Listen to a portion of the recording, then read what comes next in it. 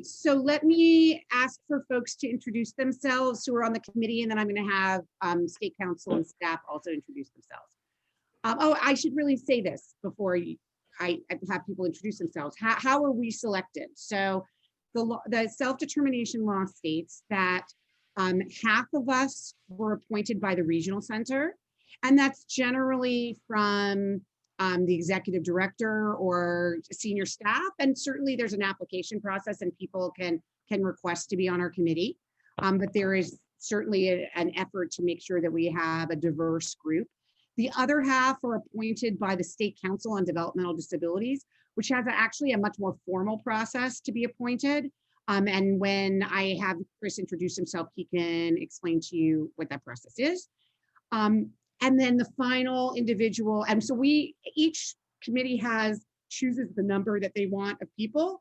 And so in our committee, we wanted 6 appointed by the regional center, 6 appointed by the State Council, and then the additional person at every regional center is the client's rights advocate from Disability Rights California. So I'm going to start for introductions with Nilo Chowdhury. Hello, this is Nilo. I'm a parent. I'm on the local advisory committee, also on the regional center board. And I remember the early years when we did start from the very first meeting. It was a long time ago. I think over 5 years ago. Yeah, it really, really was. We've been meeting for a long, long time, Nilo. Thank you, Nilo. Kristen Evans. Hi, good evening, everyone. I'm Kristen Evans. I'm the Client's Rights Advocate that Judy mentioned for Office of Client's Rights Advocacy, and we provide free legal services to regional center consumers. Wonderful. Thank you, Kristen. Felicia Ford.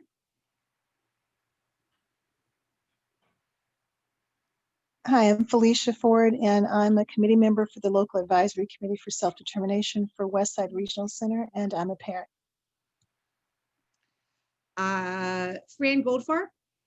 I'm Fran Goldfarb, and I'm a committee member and a Westside parent.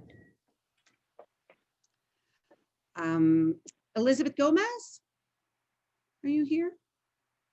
All right, she's not here. Brett Gordon.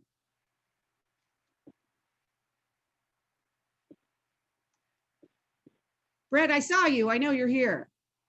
He's there. Brett, you're muted, Brett.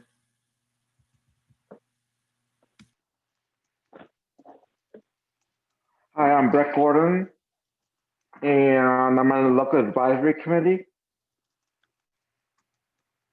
Did that go through? Yes, we heard you. Okay. Thank you, Brett. Thanks. Betty Grimble.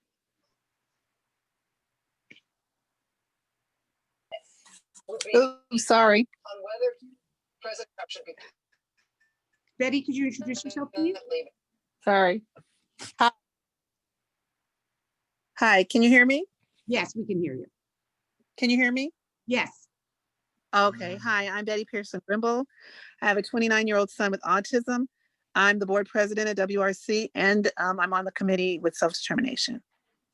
Thank you. Harvey Lapen. You there, Harv? I saw Connie. You might be muted. Let me see if I see you. I definitely saw you guys. Yeah, are we there? Yeah, how you doing, Harvey? We're there, I think. Can you hear us? I'm a We little can on hear you. Mars. That's fine.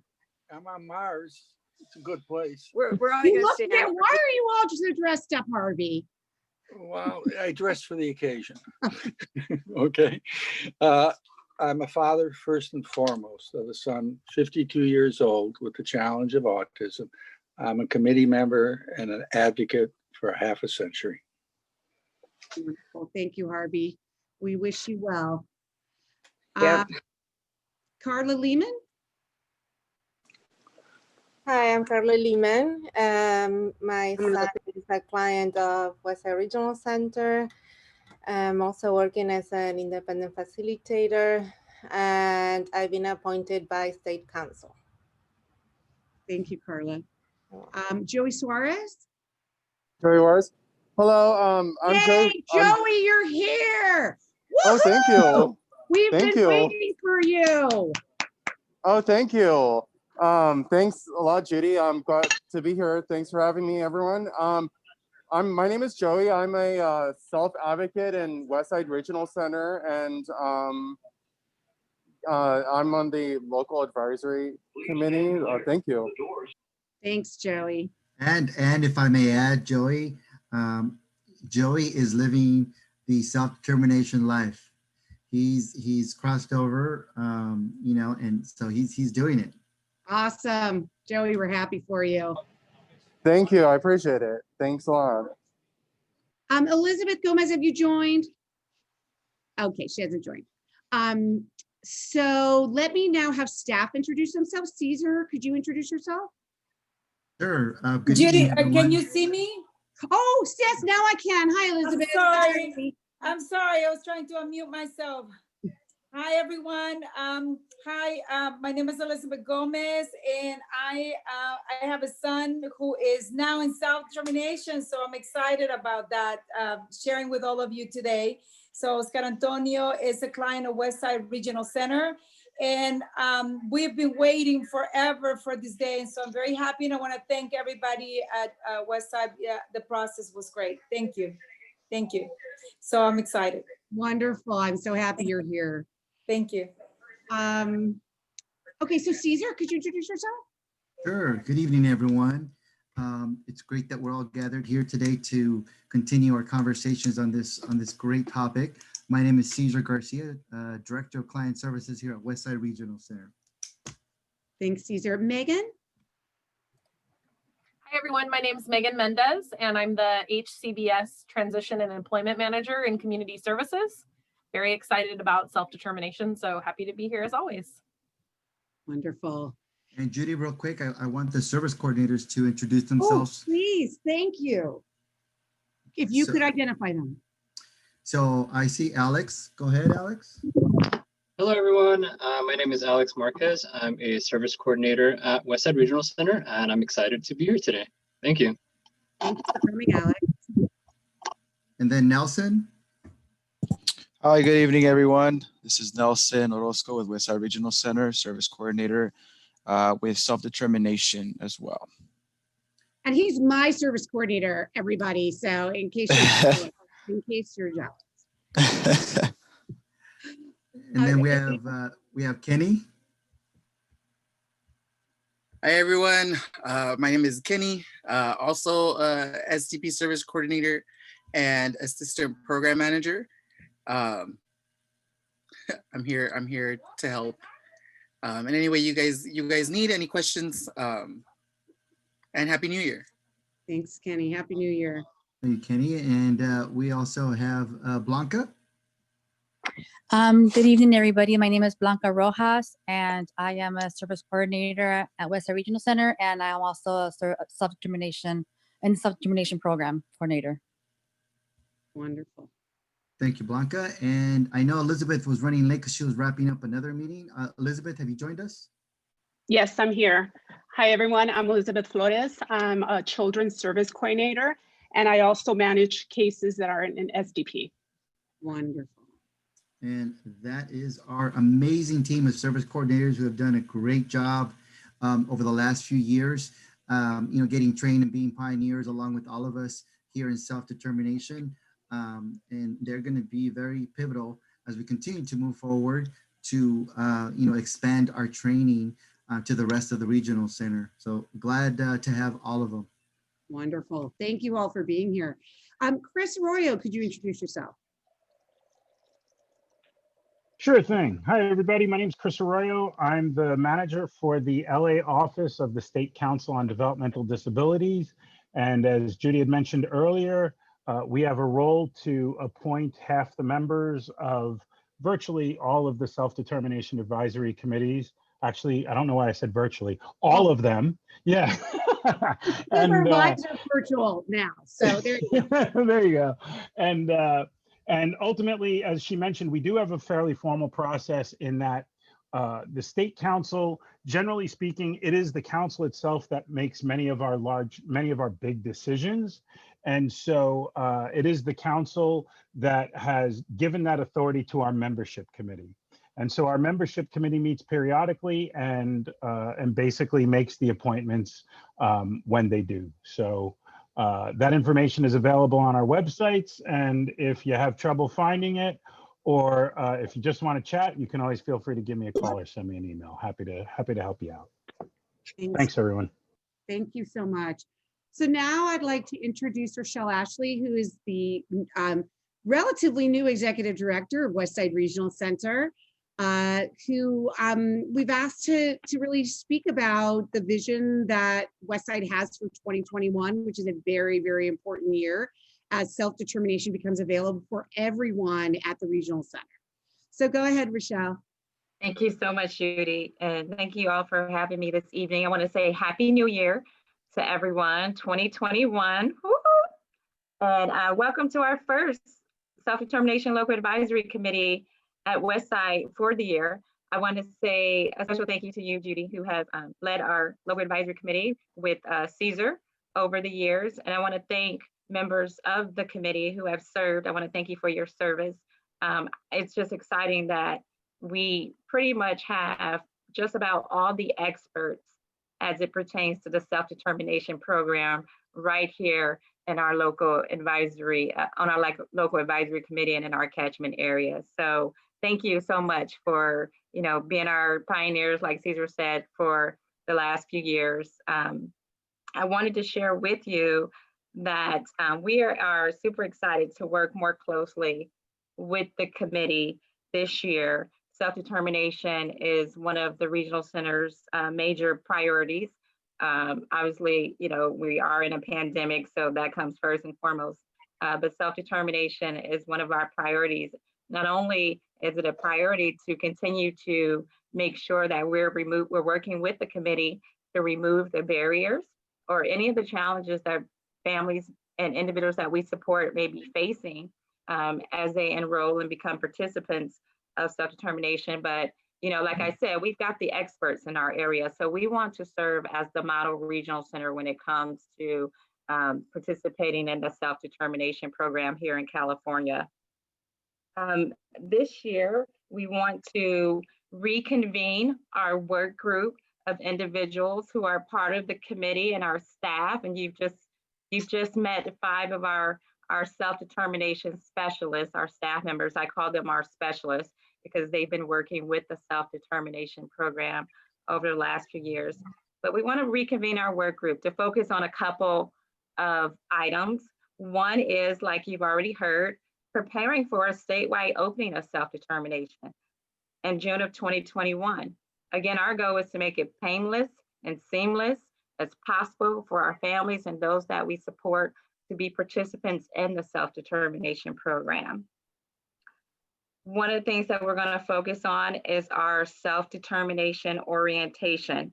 Our goal is to change our orientation with the support of the committee to make it more, just break it down into bite-sized pieces. I believe it's a 6-hour committee training orientation.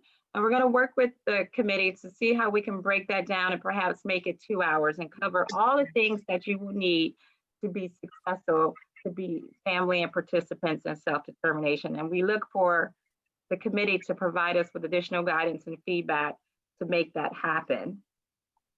The other thing that we want to work on is our staff training. Right now we have, again, 5 specialists in addition to our committee, but we have 5 specialists who are really, really kind of our experts when it comes to self-determination at Westside. But we all know that in June of 2021, we're going to have 150, 175 experts to work with our families.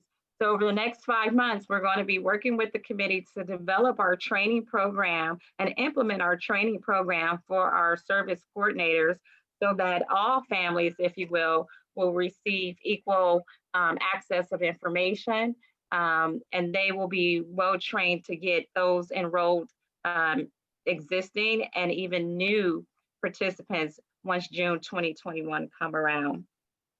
We're looking at having a launch of the orientation into the self-determination self-determination program for those families that are interested once it becomes open to everyone by May of 2021. So that's right around the corner. That's coming up very soon. So again, we look forward to partnering with the local advisory committee with the focus, again, of preparing us to have just a seamless and almost, near perfect, if I dare put it out there, transition for those that are interested in joining the self-determination program. So I look forward to working with you and welcoming our new consulting team that Westside and the committee will be working with. And again, thank you again, Judy, for your leadership, and Caesar, as well as the Lathans, and I know Betty Pearson-Gibson, and just others who have just been pioneers for getting this program up and running. Thank you so much, Judy. Oh, thank you so much, Rachelle. So let me tell everybody about what we're going to discuss for the rest of the, by the way, just thank you for your incredible partnership, Rachelle, because we really, really appreciate that, as well as with Caesar and Megan. What we're going to do, let me tell everybody, in case you didn't see the agenda before coming, what we're going to do, because we're going to be spending the first half or the rest of this hour until 7 o'clock, really talking to you as participants. And this is your time to tell us how it's going. And Executive Director Rachelle Ashley will be here, and Caesar and Megan will be here to answer any questions you may have from the Regional Center. And we as committee members will be able to hear how things are going and perhaps provide you as advice as family members, as self-advocates who are already most of us are on this committee already in the self-determination program. And so we may have some advice for you. So that's going to be what we're doing for the remainder of this hour until 7. Starting at 7, we're going to be introducing you to our new, if you guys were here at previous meetings, we received money from the state to be able to work with a consulting group to help us do our work and help us bring in people into the self-determination program. And so I'm really, really excited to introduce you to, we had 3 great proposals, and we had our committee vote, and the organization that received the highest number of points was Prognia. And we have the heads of Prognia here with us, and we will ask them to present a little bit about themselves at 7 for those of you who maybe hadn't met them before. And then we will, as a committee and staff, do some brainstorming about how they might be able to be helpful to us. And that will run us pretty much till 8 o'clock. I also, maybe if there's a little bit of time before 7, I'll try to update you all. There's not a huge amount of updates since December, but I'll try to update you all on what's happening at the state level for on the self-determination program and anything that the State Department of Developmental Services has issued. Chris, I see your hand up. Yeah, I just wanted to note that the agenda doesn't include public input. And so I'd like to find out when we'll have an opportunity to provide public input for things not on the agenda. Oh, we're pretty loosey-goosey here, and you can have the floor now, Chris. Honestly, everybody should know that many of the committees are more formal than we are, and they have the only people who you could see are the people who are on the committee, and everybody else is muted all the time, and you have to ask for permission for 2 minutes to speak, and you have a very set public comment period. Everybody can talk all the time, and we've never ever had a problem with it. Not once have we ever had a problem with a participant going on too long or saying things that are ridiculous. We love you all. We want you all to participate, and we all trust that everybody will, make sure that there's time enough for others to speak. So Chris, go ahead right now, and then we'll start asking participants for their comments. Thank you. The only comment I wanted to make was pertaining to tomorrow night's board meeting. Some proposed bylaws are being considered by the board. And in the draft that we had seen back in mid-December at that board meeting, it included what seemed to be the removal of facilitators in assisting self-advocates. And so what I would like to do is encourage everyone to consider attending tomorrow night's meeting, looking very carefully at the existing bylaws and what will be proposed tomorrow night, or perhaps at a future board meeting, and to be ready to provide input as to whether or not the removal of facilitators from self-advocacy CAC meetings, as well as closed sessions of the board, are something that you support and you want the board to learn about, or if it's something you don't support and you want the board to know that as well. So I encourage everyone to do that. And again, that's for the board meeting that is taking place tomorrow night. I do not know that they will talk specifically about the bylaws. However, I assume based on the discussion from previous meetings, it'll be on tomorrow night. Thank you. I did not Thank know. you. That is interesting information. Thank you. Okay. Does anybody else want to make an announcement before we get into the questions from participants? Judy, I just want to make a clarification. I'm losing my voice, sorry, to Chris' statement. And Betty, our board chair, is here as well. But just to clarify a couple of things. One, the bylaws discussion is not, everyone's welcome to attend our board meeting. It's not on discussion for tomorrow. And then just on behalf of the Regional Center, I want to say that we take supporting individuals that we support very seriously and their input. And so it's not on the committee, it's not on the agenda tomorrow for the specific purpose of allowing the board to meet with those that we support to further discuss bylaw changes, just for clarification purposes. And Betty, I'm not sure if you wanted to share additional information. Yes, thank you so much, Rochelle. I appreciate you. I appreciate your question, Chris, because this is an important time for the Regional Center that we're going over. And Rochelle has been amazing working with the board and helping us move forward. So yes, that part, there are certain parts that we want to be more cautious with the board members that are on there, that we have some of the things we want to discuss. So we would like to privately try to work with them first and then move forward. And Rochelle has been amazing, being very aware of what's going on with the special needs board members. So that's the only reason why. It's just some things that we need to discuss. Chris? This is, yes, I am not sure who's speaking right now because we cannot understand you. This is Todd Rubian. Oh, this is Todd Rubian. Hi, go ahead, Todd. Chair of the Board of Directors and also a member of CAC. I've been with CAC as an officer for many years, and I think it's important that we do have our facilitators with us, and it's an important issue that we need to discuss. And that will be a very important issue tomorrow night, because for a lot of us, we wouldn't be able to function with CAC without our facilitators, and we need them at our board meetings and at our CA and at our self-advocacy meetings. So they're very important to us. And I think it's a right with it's in our rights with the ADA, the Americans with Disabilities Act, to have a facilitation with us. So that's a very important issue that will be brought up tomorrow night.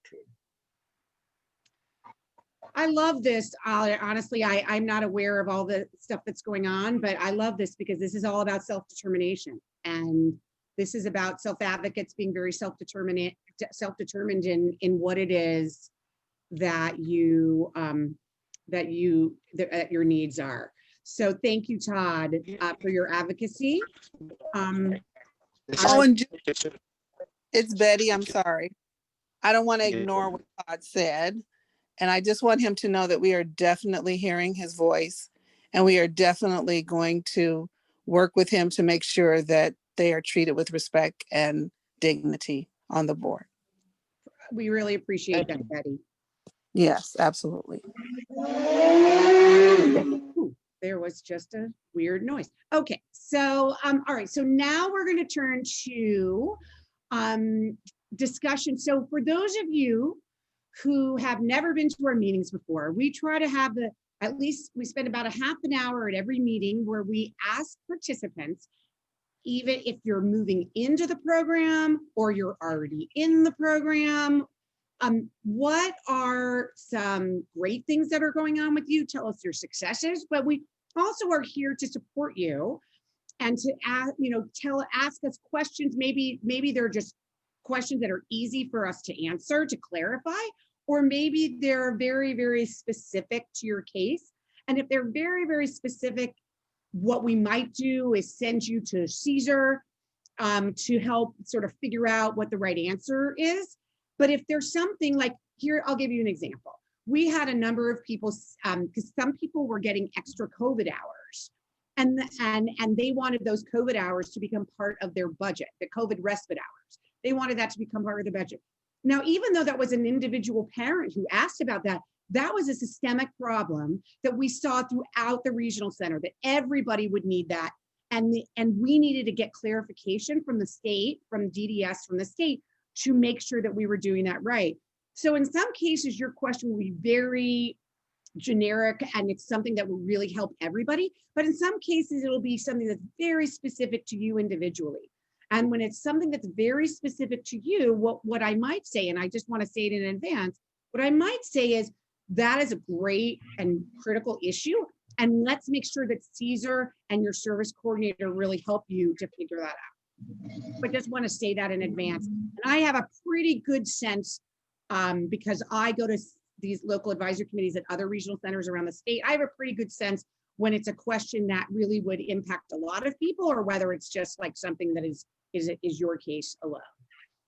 So with that, I'm inviting folks to use the raise hand feature in order to speak. And that doesn't mean you actually raise your physical hand, because there's so many of you, I can't see you all. So the best way to do that is to go down and click on participants. And then underneath the list of participants, it says raise hand.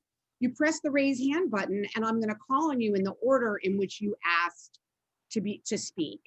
And so I'm really pleased to call on all of you. And if you can't figure out the raise hand feature, you can also put in the chat, I'd like to speak, and I'll be sort of looking through the chat to make sure that I find you, okay?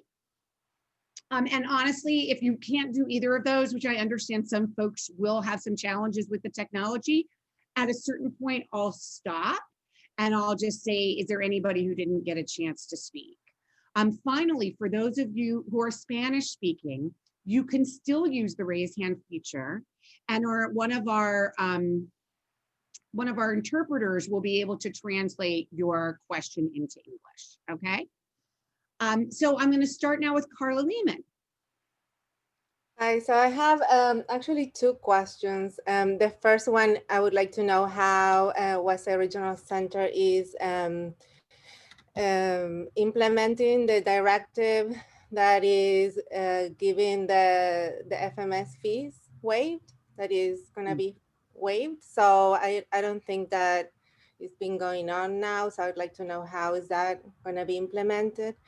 The other question is in regards of changes of spending plans, because I had some clients had to change spending plans because of changes in circumstances and like COVID, and it's taken a little bit of time to do that, even when it is in the same category, which I thought it was just going to be like, oh, okay, you can change it if it's the same service, but you just need to move things around.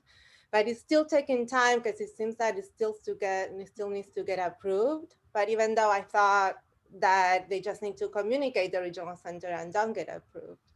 So I don't know if that can be explained. And also I heard from the FMS that it's taking a long time because every time you make changes in services, even though it's in the same categories, they have to send you POS checks. So how can we make that in a way like simpler so it doesn't take a lot of time? Yeah, these are all immediately, these are systemic questions. These are not individuals. They are questions, by the way, that we're struggling with at all 21 regional centers. So I'm really, really glad you brought them up, Carla. And let's sort of work through them individually with Caesar. So let's talk first about let me explain what you asked to the folks who may not know. So late in the year, in 2020, the Department of Developmental Services, or DDS, issued what's called a directive. It's basically an explanation, sort of a guidance to regional centers, which says that individuals in the self-determination program can use the funds that would normally be paid to their FMS, or their financial management service, for their self-determination spending plan. And you can shift those funds from the FMS into your spending plan to be used for any extra needs that you may have because this is the time of COVID.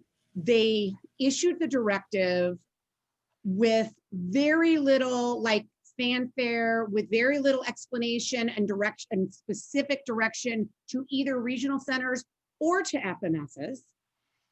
And we happened to have a meeting right afterwards. It was very frustrating to us because nobody, including us, participants, had any idea how this was going to work. And so I guess my first question to you, Caesar, is, has DDS given you any additional direction on how to implement that? Thanks, Judy. And no, we have not. But to answer that question, Carla, and I'm glad you brought it up, it was already in my report that I was going to present. So at Westside, I'm happy to report that we have actually already have been able to support several individuals who have called us, because that's part of the directive. The directive says that families or individuals have to reach out to the regional center, present it as a need, and then we can transfer and look at reallocating that monthly fee into another part of their spending plan. So we have done that already at regional center. We do not want to hold up the process at all whatsoever for families. So if someone calls us, we just go through the formality, and we will have you guys, you guys can change the spending plan to reflect that amount. On our end, we have to do a little bit more work with the department on how we're going to fund the FMS fees, how we're going to pay the FMS, because they still need to get paid for the work that they're doing. But that's going to be on our end. But right now, like I said, I'm happy to report that we've already done this for some families. They've readjusted their spending plan. And the good thing is that we don't have to create a new POS or anything like that. All we're doing is we are making the adjustments in the existing original purchase of service that we set up with that spending plan. And if I may, Judy, I hope that made sense. So right now, anyone that needs it, contact your service coordinator. Your service coordinator will be more than happy to, have that conversation with you, get your new spending plan, and then we can make that change. So I am happy, because it's about my own son, to reveal how we did it. And Nelson is here too, because I screwed the whole thing up, but Nelson corrected me, or maybe it was Caesar. One of you guys corrected me, and it all got worked out. So maybe this is a good idea for Nelson and I to talk through to everybody how we did it for my son's spending plan. And that is and I don't know, is Teracel here? I'm not sure if Teracel's on. She's our FMS. And so she can also talk about what she did at her end. And we can be an example of how it might work at Westside. So I sent an email to my FMS and to Nelson saying that we wanted to shift the monies. It's $150 a month for our FMS, our $150 a month to, and I specifically said what I wanted it to go to was to paying for additional hours for staff who would have to be with us more because of COVID. Remember, there has to be a tie to COVID. It's not like you're just spending this extra money on anything. That's not hard to do, to tie it to COVID, everybody. It's really not hard. Don't think that should be a barrier. It's like, oh, I've decided to do this instead of that because of COVID. There you go. And everything is because of COVID nowadays. So I can't imagine you can't find that reason. So I asked to shift it.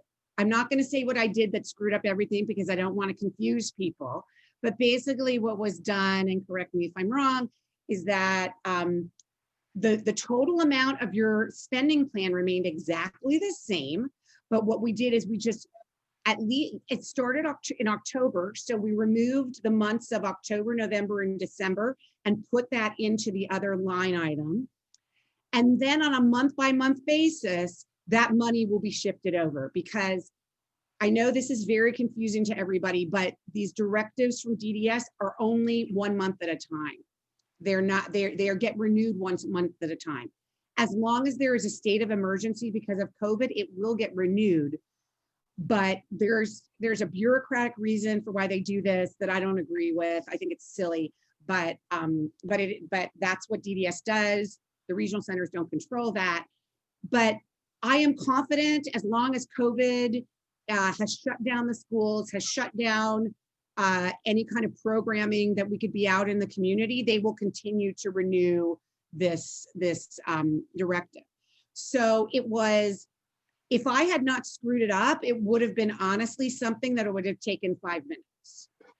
So it shouldn't be a really big deal, Carla. It's just, remember that you have to say the reason why I'm doing this is because I need more hours for COVID. So I was just adding those hours to one of my son's staff time because he has been using a lot of hours.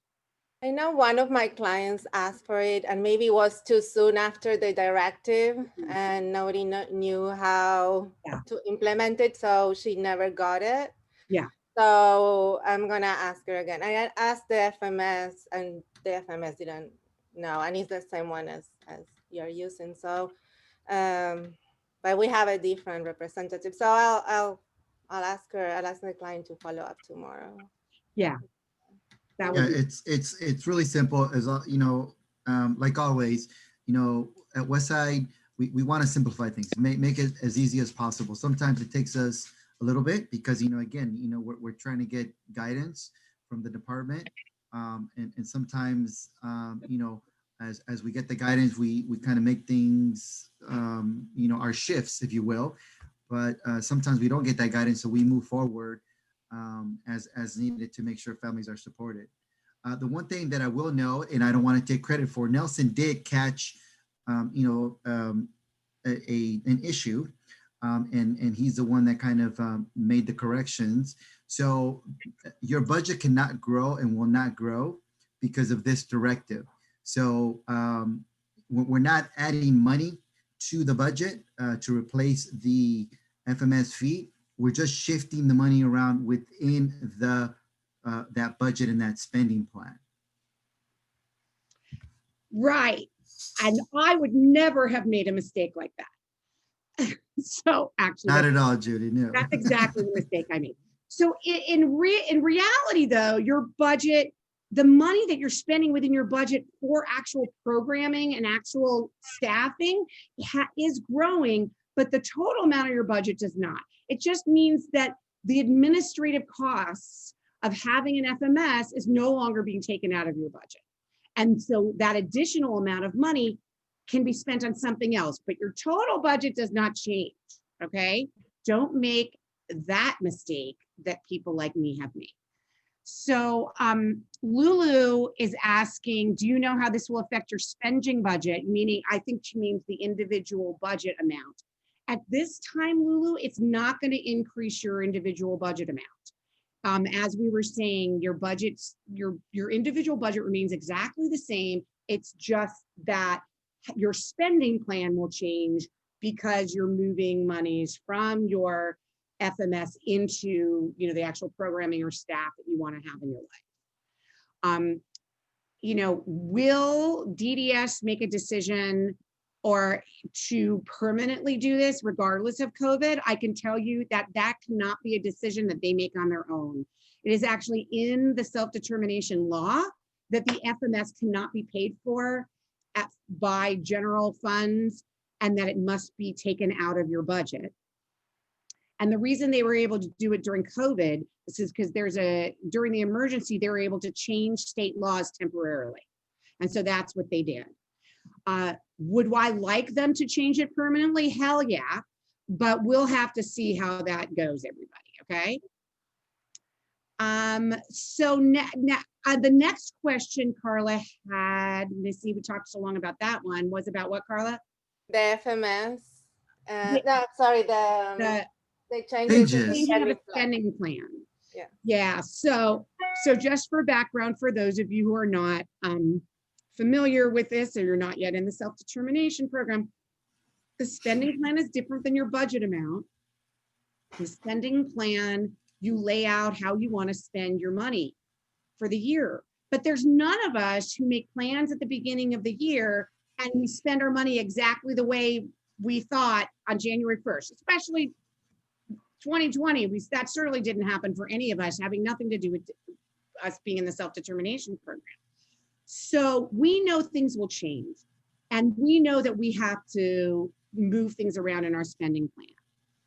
The problem is, and this is throughout all 21 regional centers, that the process to make a small little change has been much more difficult than it needs to be. And it's something that we have brought up to DDS as really a problem. And the reason why it's a problem is because there are like 40 service codes that each mean something. And if you're moving money from one service code to another, then the regional center needs to be notified. And if regional center needs to be notified, then sometimes it gets backed up. I know at Inland Regional Center, it was taking some families like 4 to 5 months to get approved for an incredibly simple within the same service code change, where it was just they're changing service providers. So we've got to figure out throughout the state how we're going to streamline that. And I would love for Westside to be the regional center that figures out how to streamline that so it doesn't keep us from meeting our dreams and hopes. Definitely. Again, going back to always want to simplify things and streamline. I know that we've been successful in supporting individuals change their spending plans. We've been able to do some of these changes in a matter of days, in particular when you guys are moving money from the same service code or within that same service code, as Judy was saying. Maybe you're just, adding a new participant or a new worker, or just changing that amount. That's really simple. We just, and we don't have to approve that because you're not moving more than 10% from one category to another. So we're not going to tell you yes or no. All we need is a new spending plan. We verify and look that all the numbers still add up. And then we have to, send that over to our accounting department and the FMS so they have a record of it, so that they're able to then, bill against that spending plan. Mm-hmm. Where some time or some days get added is when we are making or seeing those changes in the spending plan that we're going, from one service code to another service code, or maybe one category to another category. Again, we have to kind of take a look at it, make sure everything adds up. And again, if it's less than 10%, the regional center is not saying approving it or not. But at that point, yes, there has to be a change made to the original purchase of service request that is in our accounting department. So, and that may take, a couple of days, because by the time we get it, we verify it, send it up to our accounting department. They need to process that. They need to make those changes so that when the FMS is trying to bill against that spending plan, it matches in our accounting department. Without that, they wouldn't be able to bill against it. So, that sometimes takes a few days because it goes through a couple of the departments and depending on the volume of work. But again, we try and expedite it. And that even goes when there are changing plans or changes to a spending plan or even the budget, because there's been a change in circumstance or a new need has been identified. That takes even a little bit longer because we've got to go through the process of first addressing, what that need is, what the change of circumstance is. And sometimes we have to get that request presented to the committee, and the purchase service committee, and then get that approved. And then that goes, that goes back into the budget if it was approved. So that there is a little bit longer, but if you're just making a simple change, or I shouldn't say simple, a change in your existing spending plan without changing the budget amount, it shouldn't take, but a few days, no more than a week to process and get that whole thing turned around. Great. And please come to our meetings if there's an issue. Harvey Lapeman.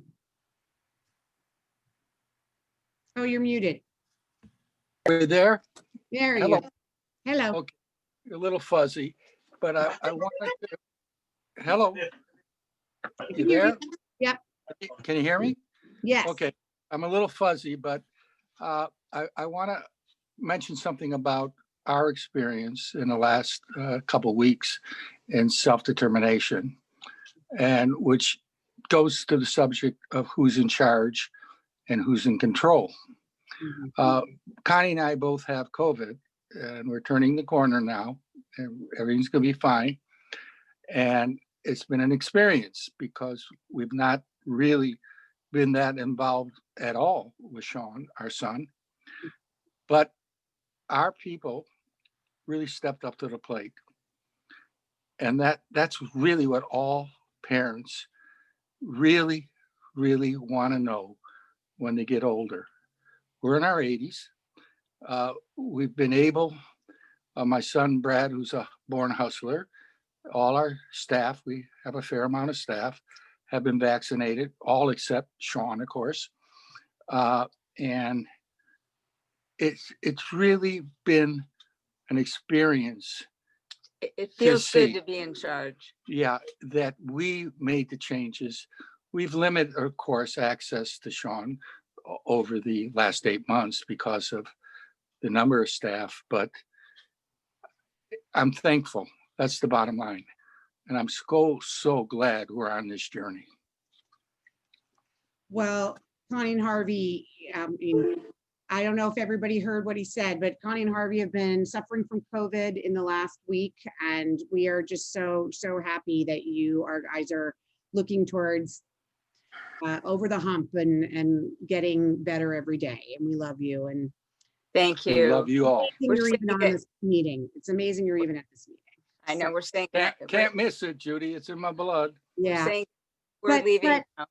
But how great it is that you were able to, that self-determination actually helped you get through this crisis, and that's really great to know. 110%. Wonderful. All right. All right, we're saying good night. Well, good night. Go to sleep. Go Good night, rest. all. Love you all. Everybody's sending you their love. All right. We love everybody. Good night, Harvey. Good night, Connie. Thank you. All right. So Sonia Ramos. Hi, I have a question in regards to being in self-determination. In November of last year, I asked my service coordinator for the support of an advocate to appeal generic service.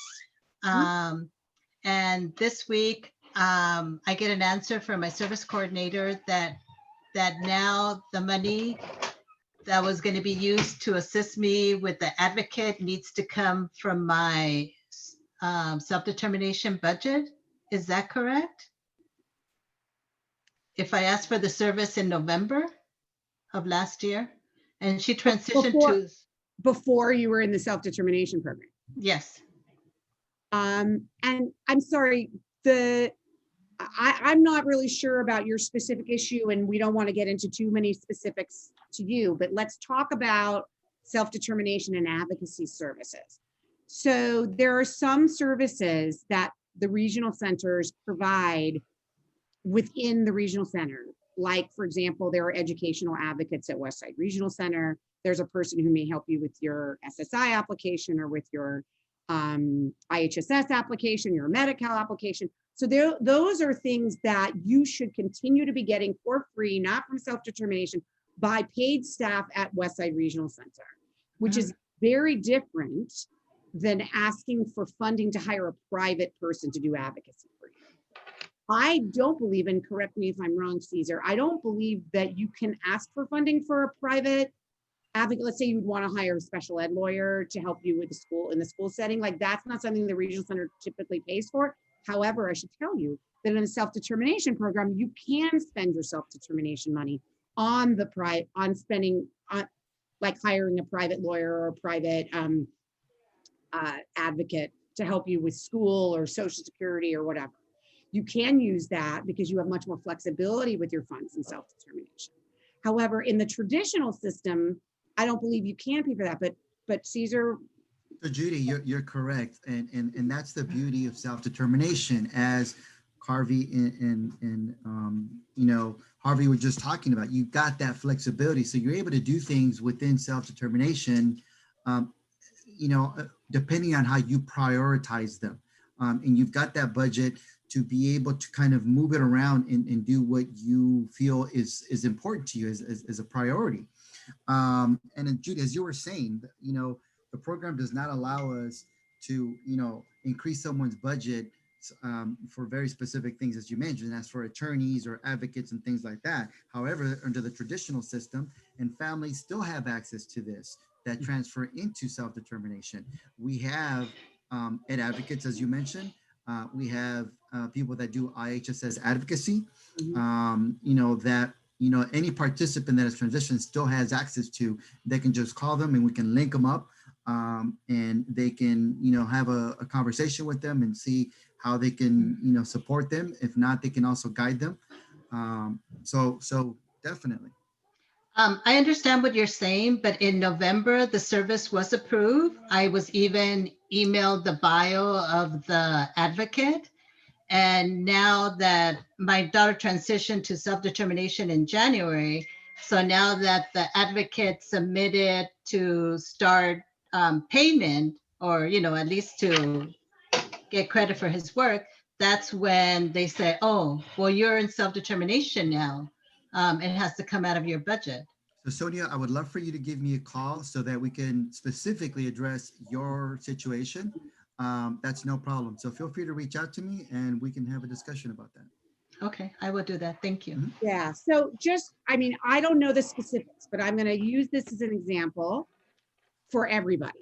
And that is, if you are approved for a service, whether it's advocacy, whether it's respite, whether it's COVID hours, whether it's social skills, whether it's a day program, whatever it is, whatever that service is that you were approved for before you moved into self-determination, those monies should be added to your budget. So it doesn't really, and then your self-determination budget should absolutely be paying for it. Once you're in self-determination, you can't be in two systems. You can only be in self-determination. However, if the funding for that service was not added to your self-determination budget, then that's where the key problem is. It's not so much that you no longer get the service or whatever. It's just that funding needs to be paid for out of self-determination as opposed to the traditional system. You just got to make sure that funding is applied to your individual budget. And that's where I think everybody needs to understand the lessons of that. And then for the specifics, go ahead and reach out to Caesar. Okay. All right, great. Lulu? And this will be our final question. I just want to share about my experience with our son and how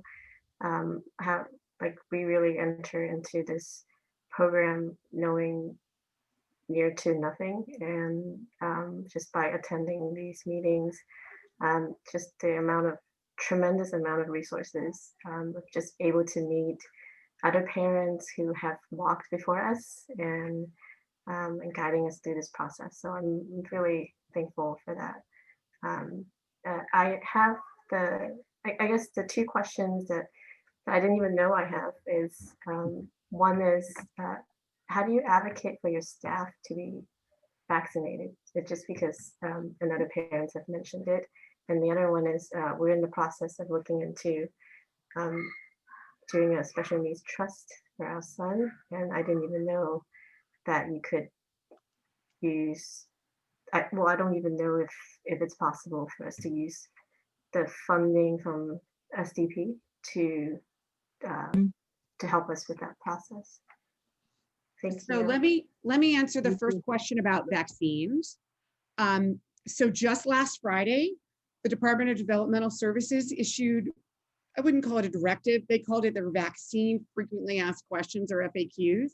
It's basically a directive.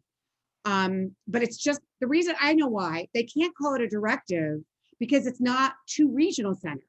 It is to the state health aid, the local health agencies, and they can't be they can't direct the state local health agencies. But basically the governor, through DDS, has decided that they are not just, that it's not just IHSS workers who can receive the vaccine, but also all workers who have direct contact with people with developmental disabilities through regional center services. And those include things like SLS providers or supported living services providers, independent living services providers, respite workers, daycare workers, personal assistants, anybody who has direct, so it can't be like the executive director of a service provider who never sees clients. It is those direct support professionals, or DSPs, who are directly working with people who are regional center clients can receive it. And that absolutely, and I made sure there was a clarification, it absolutely includes people in the self-determination program as well. So the question now is, how do you go and get that service, knowing that you're a self-determination client? And this is where I feel we're running into roadblocks. And I am so incredibly happy that you brought this up, because I want to figure out a solution here. So we have for my son's staff, one who also receives IHSS. So that was easy. He just brought a pay stub and got his vaccine. But we have a second staff member who was only paid for by the self-determination program and not paid through IHSS. And we needed to get her vaccinated as well. So I asked our FMS to write us a letter saying that she's employed and she provides direct support. And I don't know if anybody from the agency is here, but the letter didn't work because they're not based in California. They're based in Michigan, and the letter had Michigan on it, and it became an issue. And it also, the problem is that I use the sole employer model, so they're not actually the employer of record, we're the employer of record. It became kind of like a pain. So we scrapped that whole idea of having the FMS write the letter, and we wrote the letter ourselves. And we put it on our letterhead of my son, which is honestly, we created it. It was, I mean, it was totally real, but anybody could do this, guys. So we created a letterhead with my son's EIN number, because if you're a sole employer, you actually have an employer identification number. If you're co-employer, then you actually should be able to get the letter from the FMS. But we put his EIN number, and we wrote a letter saying that that she's employed by my son to provide direct support care as a healthcare worker because he has autism, and it worked like a charm. There was no questions asked at all. So that is, it worked for us. I'm not sure it's going to work for you, but it definitely worked for us. Well, the challenge is our son is 7, so I don't know if that's gonna be a problem. No, why would it be a problem? Your care workers have direct connection to him. He can't get the vaccine. My son is 24 and can't get the vaccine either. It makes my head want to explode. But the people who can get vaccines right now are the professionals who work around them. Yeah, so Sunny is saying, to clarify, the support workers are eligible, but the support recipients are not. Yeah, I don't know if that's what you were asking for, Lulu. Were you asking for for your son, or were you asking for his workers? No, just for my staff. For the staff, right. So the client, the self-determination participants, the consumers are not yet on the list, unfortunately. However, all self-determination staff who work directly with the individual are absolutely eligible. I put a link of that directive in the chat, and you all should feel free to click on it and print it out and bring it with you with a copy of the letter. It'll look super official if you print that. Okay. Okay. And who do I send it to, or I just No, bring no, it no, with me? No, the staff actually brings it with them. They make themselves an appointment to get a vaccine, and they bring it with them, and you present it to the workers giving you the shot. I see. Okay, thank you. And Judy, I caught the tail end. I just want to reiterate, myself and other fellow executive directors of regional centers actually talked about this very issue a couple of hours ago, and really advised to use the FMS provider as well. And if you know what Judy has suggested doesn't work, please reach out to the regional center, and we'll try to support you however we can to make sure that you have a letter that would that you can take, where the staff can take to get vaccinated for self-determination participants. It didn't even occur to me to actually ask Westside Regional Center. So that's the great thing about self-determination. You don't even think about that. But yeah, that would be super helpful if regional centers can provide some sort of documentation for staff who are not necessarily employed by an agency. So that's great. That's great. All right. So I just want to open it up to anyone else. I know there's so many of you who I've never met before. If you just want to introduce yourself and tell us where you are in the process of moving into the self-determination program, and we're happy to help you. We're happy to support you, answer any questions you may have. So if there's anyone else who would like to speak before we move forward. All right. Oh, yes. I see somebody like kind of waving her hand. Go ahead. Oh, you're muted though.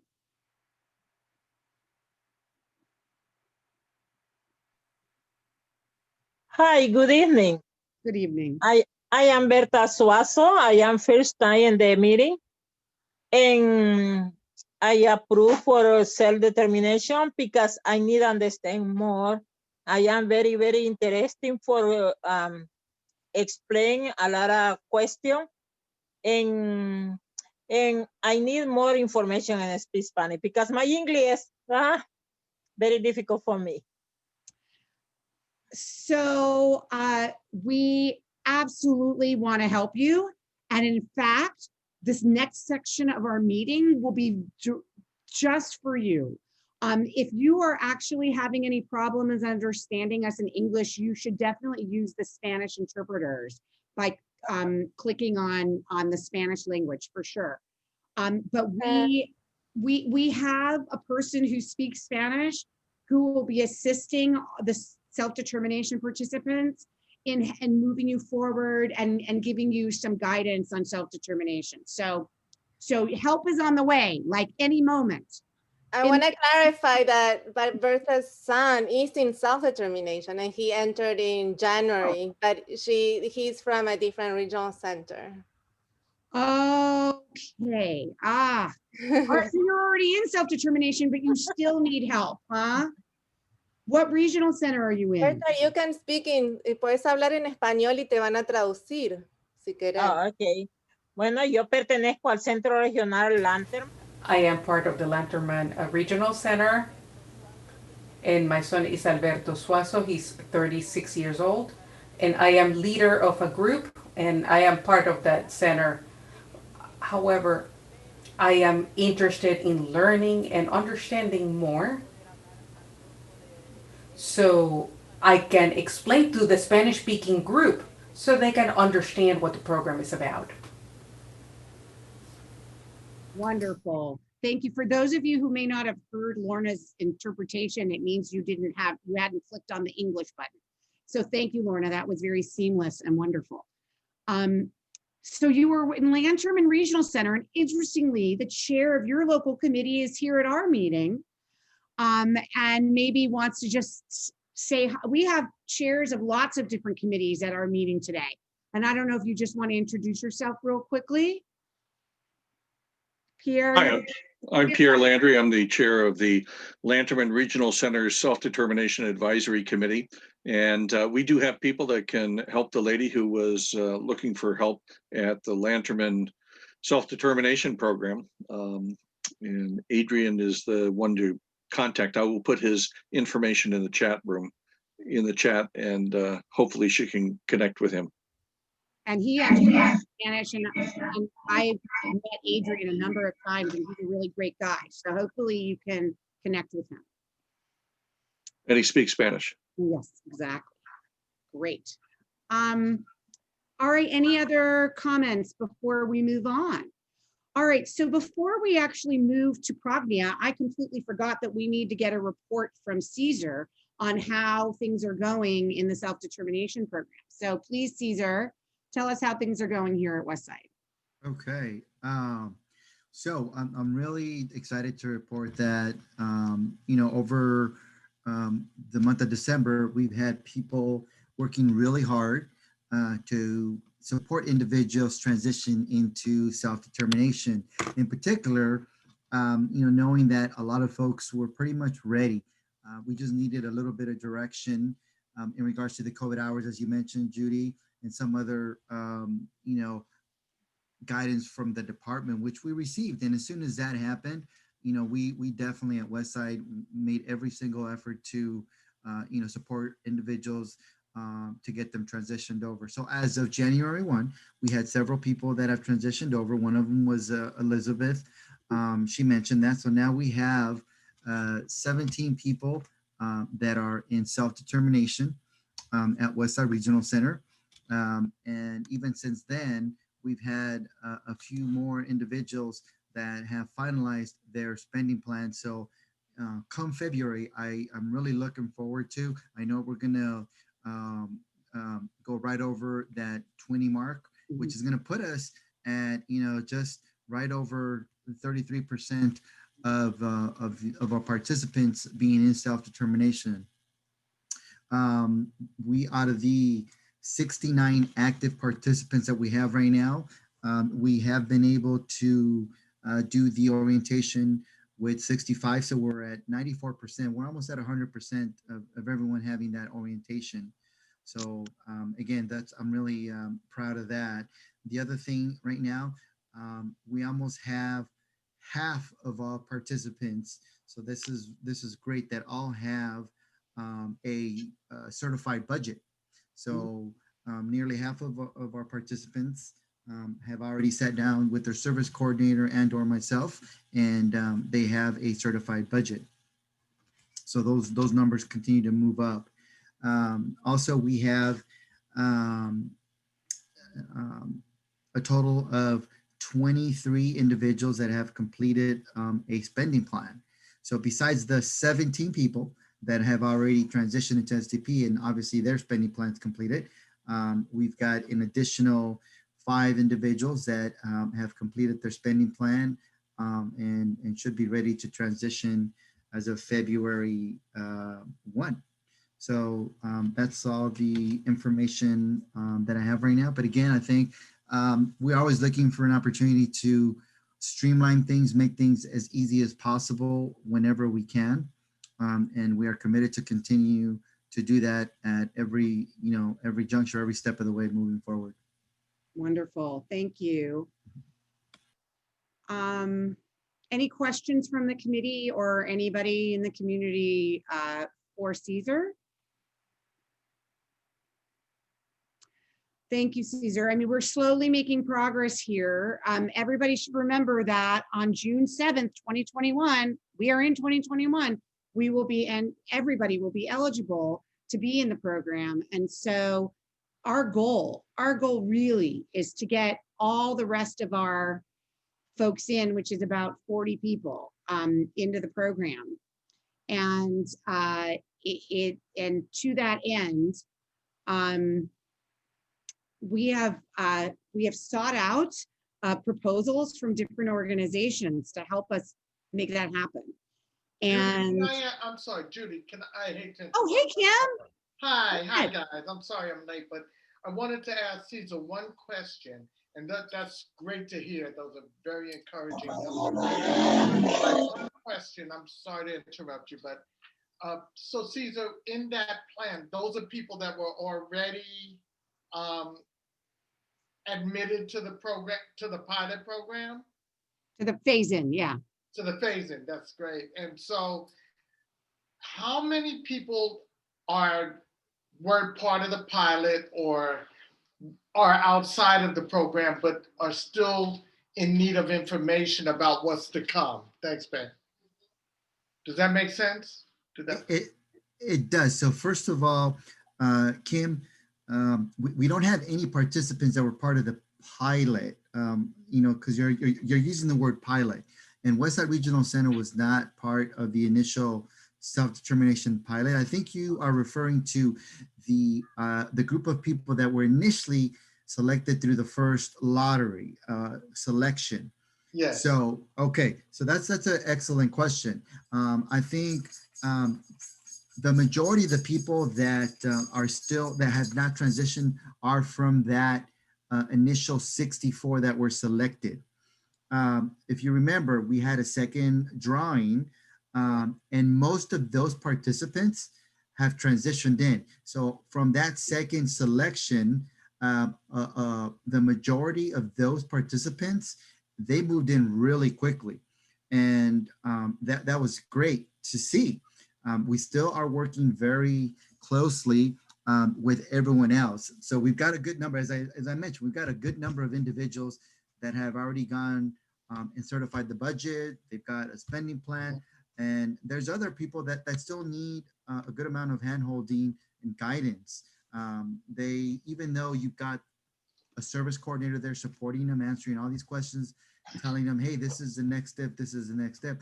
There's a number of participants that are still are hesitant to take that next step, even knowing this is the next step. For example, something as simple as like, hey, let's sit down and let's put together a budget for you. It doesn't mean that you are stuck to this budget and there's not going to be any changes. Just something as simple as that. Hey, let me certify a budget for you. Let me present you with a budget. Some families are not ready for even that step. And I think this is great that we're going to have now, the group that we selected, or that the committee selected, to really add another level of support. And let me back up a little bit, Judy, also just real quick. I do want to say one of the things that's going on right now, which I think it's great. We're starting to see the original participants that transitioned in almost 12 months ago coming around now. And, yes. And so, we're starting to meet with them, go over, what was all of last year looking like for you, in particular, because a good portion of it was all COVID. And so we're looking at budgets and looking at, what adjustments need to be made, and looking at recertifying budgets for year 2 and supporting individuals start the second year. So that to me is pretty exciting, knowing that someone's been in self-termination for almost a whole year and they're ready to continue on, with year 2. That's great. Can I just interject one thing? And Cesar, I wanted to compliment you and Kenny, our personal, service provider, Kenny Lorenzo. We've been in this from the beginning. We were fortunate to get in at the very start, and the responsiveness. It's not always smooth because it's a new thing. And so with that in mind, though, the responsiveness and the communication has really been good, and we've worked together through the bugs. And so I just wanted to encourage anybody that hasn't gotten into the mix yet. The supports are there, and that's been a positive thing. How are we getting folks that aren't yet aware, not with us so much, but and it may be with us as well at Westside, but I find that with other regional centers like Lanterman and others, they don't even know.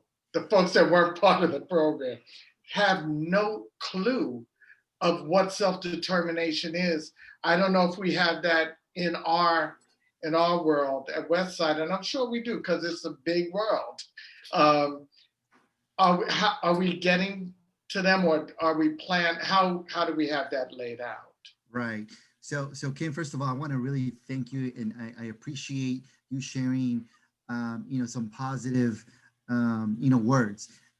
Thank you so much for that. I know that the service coordinators are working really hard and diligent, trying to do their very best. And you're right. From day one, we were all learning together. you know, the regional center, as well as all the participants in the committee. So we were on this on this venture, you know, side by side. And again, we're doing our very best to try and have this be very successful. So to go to your question specifically, every participant at Westside Regional Center has been selected, whether it was through the first round or second round, knows about Regional Center. They've gotten several calls about it, asking, hey, I'm here for you again. What is it that you need? How can I help you? And again, talking about the different steps. You know, maybe the people that have already transitioned into self-determination didn't get the same volume of calls because you guys are already in self-determination, right? But yeah, we're definitely focusing on those individuals that are still trying to, you know, go through the process, at whatever point they're at. You know, we continue to reach out to them, offer assistance, offer guidance, and in any way that we can, try and link them up with other families, with independent facilitators, so that we can try and see how we can support them and move them along. So yeah, I mean, everyone knows here at Westside. Wonderful. So speaking to what you're talking about, Kim, we have brought, we had a process, we issued what's called an RFP, or request for proposals, from different organizations and individuals to help us bring people into the program, as well as help our committee with various tasks that we have. We received 3 proposals, and we asked each of them to attend. And we went to, and we had an interview, a great interview session. And after the interview session, all of the committee members ranked and scored, and I didn't rank them, but scored them on a range of important issues. And the organization that received the most points was Prognia. And so I'd now like to introduce them. Super excited for them to join us. So I'd now like to introduce Kavita Sridhar and Kishan Sridhar, who run Prognia with Yvonne. I don't know if Yvonne was able to come tonight because she's here. Invitation. Oh, she's here. Wonderful. Fabulous. Yeah. So, and Yvonne, and maybe you could just talk, because I don't think a lot of the people were at the meeting where we interviewed you. So maybe you could talk a little bit about yourselves, introduce yourselves, and then we're going to spend the rest of our meeting sort of brainstorming on the work that we'd love you to support us on. Yeah. Hi, my name is Kavita, and I am from this organization called Pragnya, which literally means a very heightened sense of awareness. And we work with individuals who are neurodiverse or have developmental differences. And we're also person-centered planners and independent facilitators.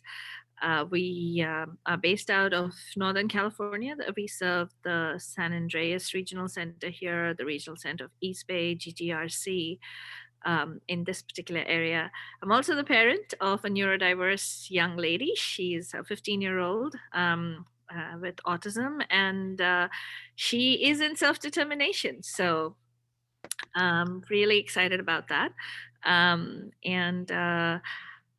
We are really, really thankful and grateful for the opportunity to be able to work with those of you who are looking to get into this beautiful program, to be able to support you through the process. I'd like to introduce my teammates. I'll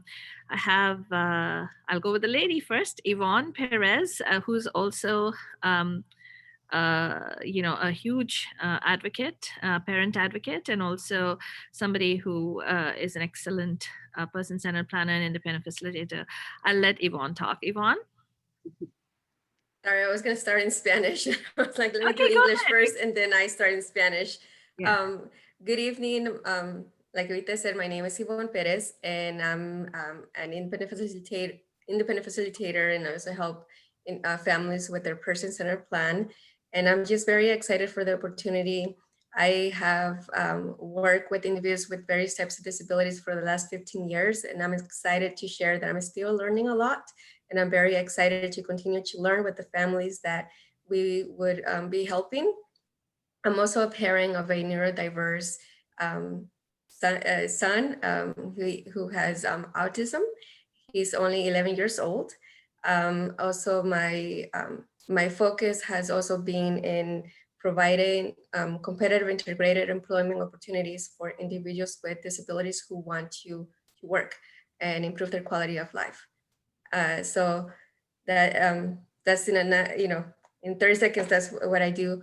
Pero también quiero decir buenas tardes a las familias que hablan español. I also want to say mi nombre es Yvonne my Pérez. name is Yvonne Perez. Sorry, I keep hearing my echo. I'm gonna. Yvonne? Yes, I'm gonna turn it off. Yeah, go ahead. I turn it off, sorry, because it was getting really in my head. Yeah, no, the way you figure that out, Yvonne, is you click. No, I did it already. Okay, I was just. got it. All right, great, Okay. wonderful. So, lo único que quería saber es. The only thing that I wanted to say is that my name is Yvonne Perez. I have worked with people with disabilities for the past 15 years, and I want to tell you that I am still in the process of learning, and I am tremendously grateful for the opportunity that you have given us to serve the families. Also, my focus has been helping people with disabilities to obtain employment to help them improve their quality of life. And I am tremendously grateful at this opportunity. I'm also the mother of an 10-year-old boy with autism. And I am very grateful for the opportunity. And I hope to work with all of you. Thank you very much. That's it. Thank Gracias, you. Yvonne. And then the other person on our team is Kishan. He's also an independent facilitator, my daughter's person-centered planner, and also her IF, and also the person who designed the Ally Support Program at Pragna, where we train neurotypical people to be allies of individuals who are neurodiverse. But take it up, Kishan. Oh, thank you. It's very hard to follow you guys. But yes, I also am a certified independent facilitator and also a person-centered planner. Worked at Pragna. We've had an opportunity to work with all range of ages and requirements, collectively close to around 50 clients we have worked with. I personally have walked in around close to 15 clients into SDP, which includes even Kavita's family. So kind of have a little bit of insight into this whole process. It's a wonderful program. We believe in this program totally because it's all about giving people the flexibility to be able to make decisions on their own. And that's very important for us because we totally strongly believe in person-centric approach. And this is an excellent program for self-advocates and also families who want to take their their loved ones into this process. So we're here for any kind of support you require. We work across different regional centers, like how Kavita said. I also am part of a SDAC and a co-chair at the Nobody knows what local, SDAC is. Sorry, advisory committee. Advisory committee. Yeah, I know. There's some places they call it as local advisory committee, and we've got this, acronym for yeah. So we actually have an advisory committee in SARC, and I'm a co-chair there. So we try whatever we can to see if we can help. I don't know what SARC is either. San Andreas Regional Center. Thank you. San Andreas Regional Center. So. And also the East Bay Regional Center and also the Golden Gate Regional Center. We have some clients there as well. So we work with multiple families. We bring in information from them as well, which will be easy to share with you guys as well. We'd be happy to share this with with your committee and how we also can learn along the process. That's about it, Pragna. Thank you, Pragna. We're so excited to have you join. So I wanted to now engage in a discussion with the committee and with the community about what's going to be the role of Pragna. Now, I want to make it very clear from the outset that Pragna is not here to become independent facilitators for our participants. We have some amazing independent facilitators here at Westside and in the Southern California area. One of the things that we required is that nobody who serves as an independent facilitator at Westside could apply to get this grant. Could apply to get this contract. And we did that because we wanted to be able to maintain a separation between who is helping people move into the program and who is actually serving them in the program. And so they're not here to do your person-centered plan. They're not here to be your your independent facilitator anyway. They are here to help you, first of all, to answer your questions. Some of you may have questions. They're also here to say, oh, you haven't been able to find an independent facilitator. Well, there's a whole bunch of them. I mean, and you know, we don't keep a list. I'm not a fan of lists. Lists are bad in the self-determination program. However, one of the things that they could do, and I want to ask you about that, is to help identify at least a number of independent facilitators that meet what that individual is looking for, that they can interview, and then if they don't like them, they could look at other people.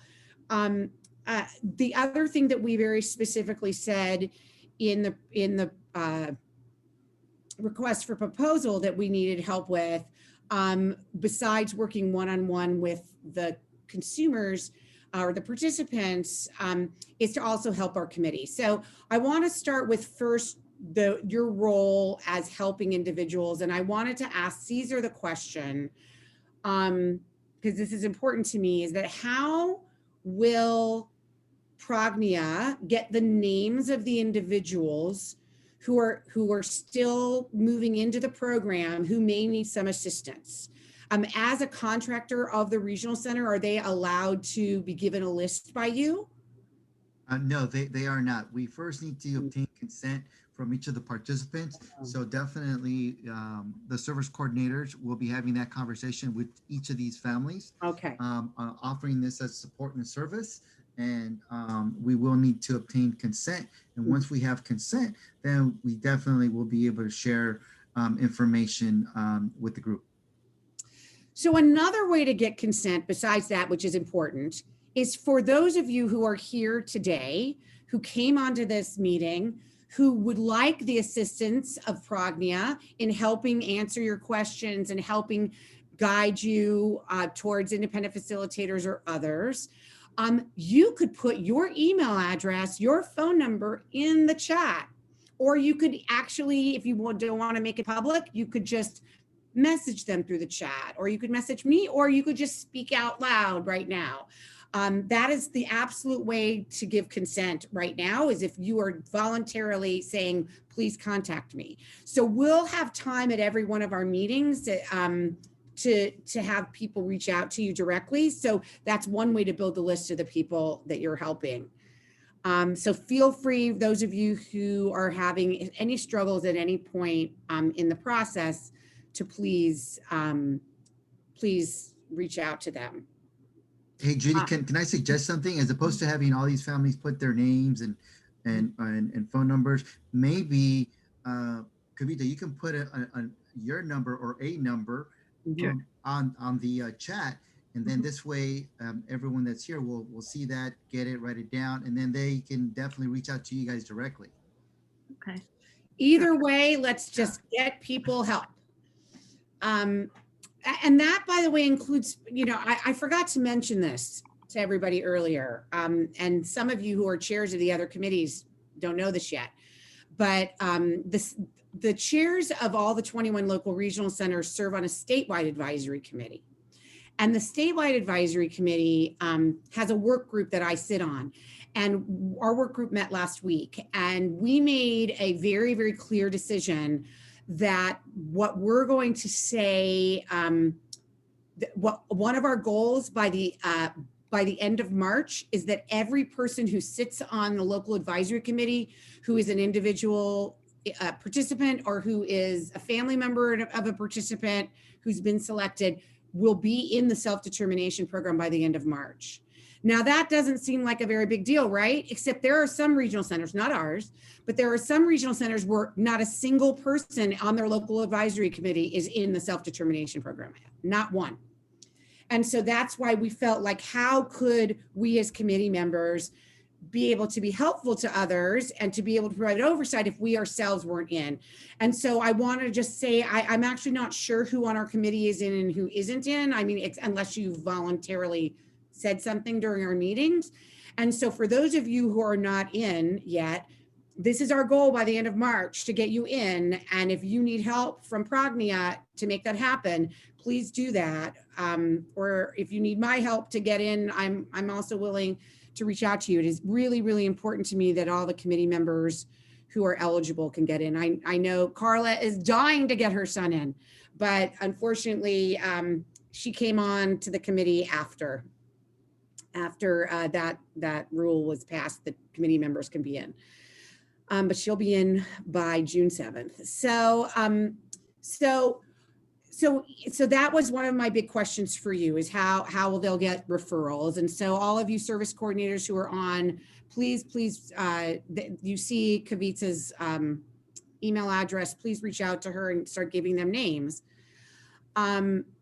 The other thing that I wanted to ask Prognia is about the independent facilitators, because you all are up in Northern California and you don't know us down here and the ones who know our community. How do you propose getting to know us? So we were going to ask if it was going to be possible to, what we have here is we do a virtual independent facilitation network meeting every month. And we wanted to know if it was possible for Cesar or anyone on this committee to help us to invite independent facilitators to a meeting that we could host, so that we could get to know each other and at the same time tell them a little bit more about what we are doing and what we bring to them, and we also would get acquainted with them and see how they might be able to support the people that we would coach into self-determination.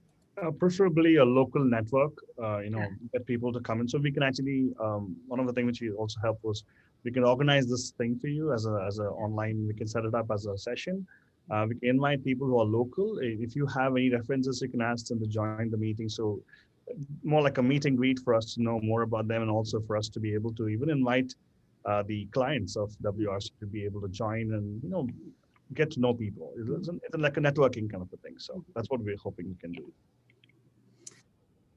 I was going to mention if Prognia decides that they would like to set something like that up, after you set up the meeting information, you choose a date, we can circulate it through our mailing list. And then I'm quite sure that there's folks here at the local advisory committee who are part of broader networks within our area, Facebook. And I know that there's several independent facilitators who are participating today. But if you select a date, just let me know, and then I can definitely send it out to our email list. And then we can also make sure Judy gets it. We can make sure, I see Sunny Charnes is here, who's also an independent facilitator. I saw Tammy Polly was here as well. So there's several folks. Carla is an independent facilitator. We have several folks who are here present that probably have their own networks that they can connect with other IFs to make sure they would be available for that meeting. And we can also post it to our website, so we can make sure it's widely publicized. Right. So we could talk offline with regard to the dates for that. Okay, perfect. Yeah, we'd be happy to do that. And interestingly, Sunny, who is one of the independent facilitators here in LA, said that Julie from our local state council organizes a monthly meeting for local independent facilitators. It would definitely, apparently it was this morning, so we missed it, I guess, by a month.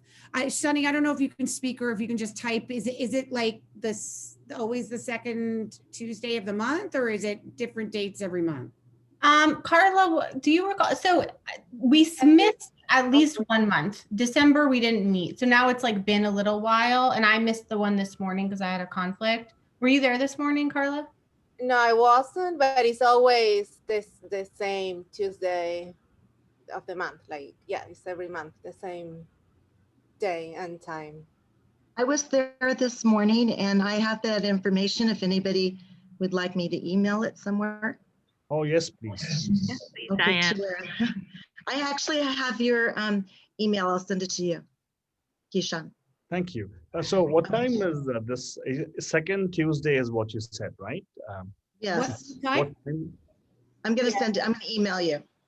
Okay. Well, no, it would be great if you have anything here to, just because I think there might be, maybe all the independent facilitators on this call know about it. I'm not sure. Yeah, it's 10:30. I guess it's on the second Tuesday of the month, and we meet most months. Julie usually posts about it. There's like an IF Facebook group, and I think she might put it on the SDP forum Facebook group as well. And it is mostly, it's different than the Independent Facilitator Network one, because it is local. Yes. So it draws a slightly different crowd. Yes, we understand. Yes. Great. So it would be great if you guys could go to that and start to get to know folks. And maybe we could also have one that's specific, because remember that LA has 7 regional centers. Yes. And we are 12 million people. So it doesn't mean that just because there's an independent facilitator on that Julie's group, that they're necessarily serving people at Westside.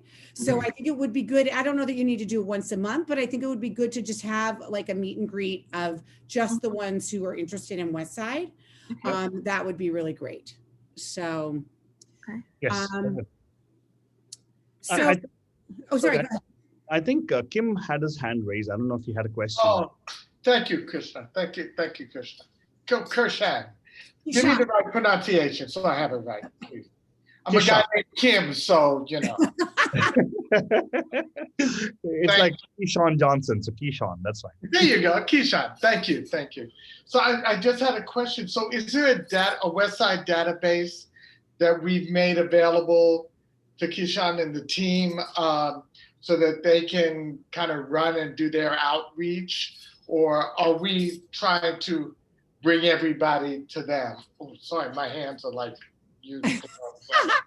Sorry. Yeah. A database of what, Kim? A database of folks for them to reach out to. I mean, the whole purpose of, if I understand it properly, their purpose is to do outreach, make sure, facilitate, not in the independent facilitator way, but facilitate knowledge, the transference of knowledge and all of that to folks that may not be as aware of how to maneuver and have access to resources within the system. So I'm asking, and as you may have ascertained, those that don't know are more important to me than those that do. Right. Those that do know generally know how to get the resources. Right. Those that don't know do not. Yeah. So that's my focus. So my question is, are we making available to them from Westside Regional Center whatever we can in terms of a body of folk that they may not be able to readily access? Does that make sense? It does. And that was actually my very first question that I asked of Caesar. So are you saying that went over my head? Yeah. It could have. I've had a long day. Kim. I've had a long day with Regional Center, and a good one, Caesar. But I heard it went great, so I'm glad. Thank you. So yeah, I mean, that's what Caesar was saying, is that we can't just give them a list of participants because of privacy issues. So okay, so how do we circumvent that? Because if we give them a list, that was probably your next question they answered that went over my head again. But so are we working on a workaround, on a solution for that? Because that's key to your success. Right. Yes, we agree. Well, I'm quiet now. Kishan, you wanted to say something? No, I love Caesar to okay, sorry. respond, and then I have a suggestion. Yeah.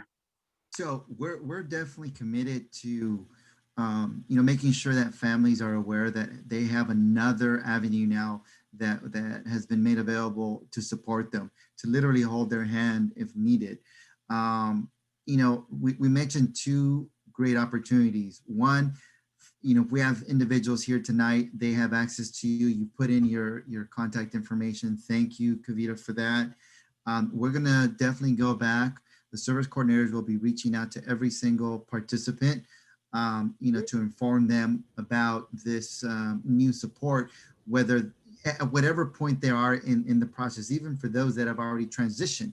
Because as you transition, we've talked tonight, there are still a few things that are seen as barriers, and perhaps, these families still need additional support. So we're gonna do every effort to make sure that, you know, all these families that we have are being sent your way, you know, once we have proper consent.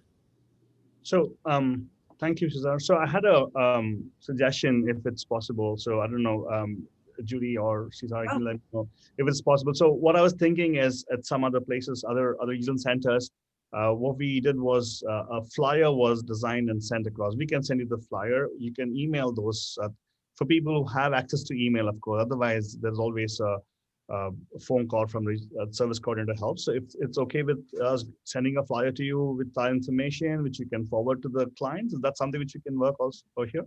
I think that'd be great. The more information you provide me, the better. But I think a flyer would be key. That's something that we can definitely email to all of the participants, Okay. along with the telephone call. Definitely. Also, Cesar, just keeping in mind, you know, ease of access for a lot of people. Some people may not be tech savvy, so if it's possible to mail it to them as well, yes, that will be wonderful. There's one other idea that popped into my head. Is it would it be possible maybe to suppose we were to organize a host like and just an introduction to what we would be doing, maybe invite people to a virtual, like a mixer kind of thing, where everybody could just come, and we could possibly have some of the the local advisory committee members, if you could be part of it, if you'd like to. That would be one way where people could come and get to know about us, and if they had more specific questions, or we kind of be able to figure out what are some bottlenecks for people who haven't been able to move ahead in the program. Is that doable? Yeah, definitely. I like that idea, and I think that's something, that's a vision we already had for you guys. Definitely creating those opportunities, you know, to invite people to come and get information, and hopefully, again, you know, make that match to be able to support families along. Okay. We also have like a pretty active social media presence, which I think is a different way of people getting connected to our information rather than just email. So we can like make sure that if you have a flyer, we can, and you create an event that you want to do a mixer, we can make sure it's posted to our Instagram, to our Facebook, and all of that, so that we're making sure that everybody is included. Great. Okay. Thank you, Megan. Yvonne, did you have any questions, or? I think John. I'm sorry, I just have one question relating to that. Is there any data or any information on how many of the community, the Westside Regional Center community, might or might not have access to the internet? Kim, it's a great question. You know, towards the end of last year, well, first of all, you know, during this whole COVID, that's something that we've been tracking, because obviously our world has changed and most of our interactions have been, you know, either over the telephone or virtually, as well as, you know, school and programming. You know, you need a device to be able to log on, and not just a device, you need internet to be able to connect. So we started to focus on that, and, you know, we wanted to collect data because we are working on that. We're hoping to create a lending library to address specifically that need. We do have some numbers that we've collected from all of the service coordinators about who within their caseload does not have a device, does not have access to internet. So we have some of that data that we've collected and that we've used to potentially, you know, continue to move forward and addressing this through this other proposal that we are looking at.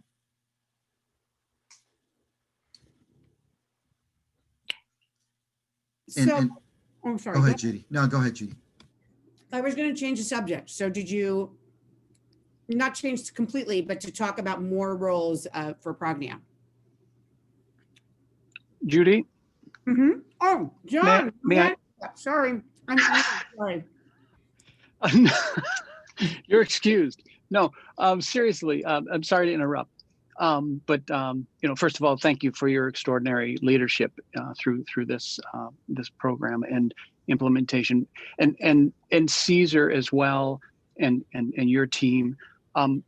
Just a two-part question. So Caesar, earlier you said that you were developing a sort of a solidified orientation, maybe down to 2 hours, and so could Prognia be kind of worked into that whole program, and by the tail end of it, you're kind of handing them off to certain individuals, kind of handing them right off to Prognia, and they sort of hit the ground, running. And then the other part of the question is that when you get to the point of narrowing your program down, can I have a copy of it? So I'm the chair of the Self-Determination Committee out of North LA, and so I'm always learning from you guys, you Caesar, Judy, and your team, and so if that's available, and I'm going to initiate these things on my end as well, but I'll look forward to hearing what you guys develop. Thank you so much. Thank you, John. It's great hearing you tonight. Unfortunately, Westside's going to keep everything just to ourselves. No, of course not.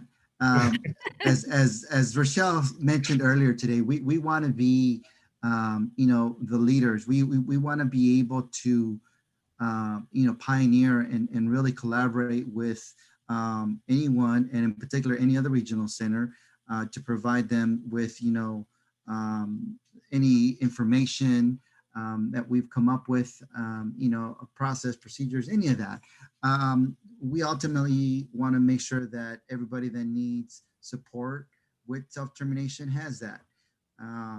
We definitely want to be a collaborative partner with not only our committee members, our community, now Kavita and her team.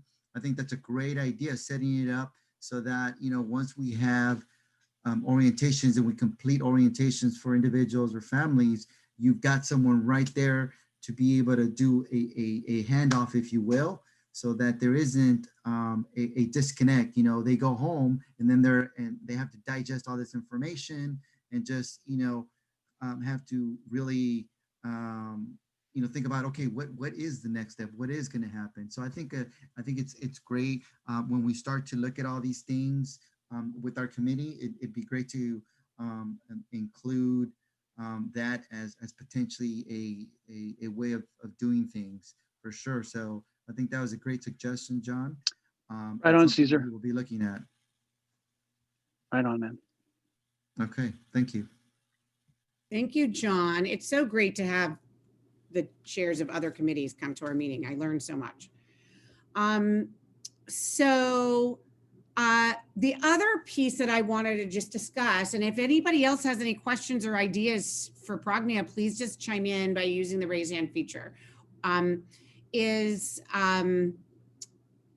So first of all, as many of you know, we've never had, we don't have anybody consistently taking minutes, not really minutes, but notes of our meetings. We're not required to have minutes, but we just, the notes of the big important things that come out of our meetings, and was wondering if that's something that Prognia would be able to help us with. It's not like Judy said this and then Caesar said this, and it's like, I don't care about, we don't need that level of detail, but we really need like, we're going to be having, a meet and greet, or we're going to be, so it's just like the really important stuff. That would be so great if you did that. That would be fantastic. And then those notes are something that I would love for Westside to post on our website on our self-determination page as we have them. That would be great. Sure. I'm sorry. I agree, Judy. And not only that, I think I would love to be able to email that to all of the participants, because some of those participants may not, go to our website. And obviously if we're missing them here, at least if we get that out to them, hopefully they've got something to kind of look over and read and kind of, get some information that otherwise they wouldn't get. And perhaps by looking at that, they may be able to attend a future meeting. Great. I love it. That's a great idea. Another thing that I really, I want it to be a big focus of our next month's meeting is to talk about the revision of the orientation that Rachelle talked about at the beginning of the meeting. Caesar, Megan, Fran, Elizabeth, and I led, and others of you led orientations last year for newly selected members and the year before. And it's a 6-hour training and it's ridiculous.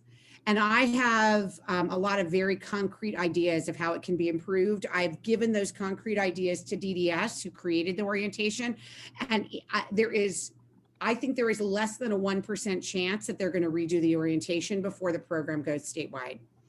And so, so I was thinking, and actually, I mean, it's actually something that the statewide self-determination committee should be working on too, but I don't think we have the support from the state council to really make that happen anytime soon either. So for those of you who are here, who are chairs of other committees, would love for you to join with us. And we would love to create a prototype of a new orientation that gets the information out there, but does it in a way that is shorter, in shorter little bursts of information, and that doesn't give them all the information all at once, that gives them the information that they need to get started.